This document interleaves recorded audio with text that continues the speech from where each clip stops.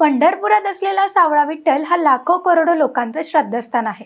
विठ्ठलाला भेटायला वारकरी आषाढी निमित्त ज्ञानोबा तुकाराम करत हजारो मैलचा प्रवास दिंड्या काढत पालख्या काढत करत असतात। पांडुरंगाचा भक्त संत शिरोमणी तुकाराम महाराज विठ्ठलाच्या भेटीसाठी तुकाराम महाराजांची पालखी दरवर्षी मोठ्या उत्साहात निघते। हे तर तुम्हाला माहितीच आहे।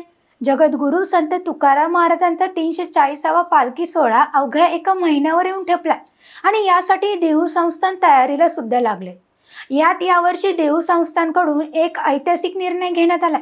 यंदाच्या वर्षी संत तुकाराम महाराजांच्या पालखी रथाला ओढण्यासाठी संस्थानच्या मालकीची बैलजोडी लागली जाणार आहे। आतापर्यंत कायम तुकोबाच्या पादुका पंढरपूरला जाण्यासाठी पालखी रथात विराजमान झाल्यावर हा रथ ओढण्यासाठी पुणे जिल्ह्यातून विविध बैलजोड्यांना हा मान दिला जायचा, पण आता असे होणार नाहीये।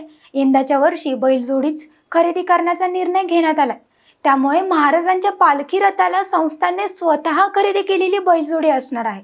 यावर देहू संस्थानचे नितीन महाराज मोरे यांनी सांगितलंय की रथाला जपण्याचा ऐतिहासिक निर्णय घेण्यात आलाय।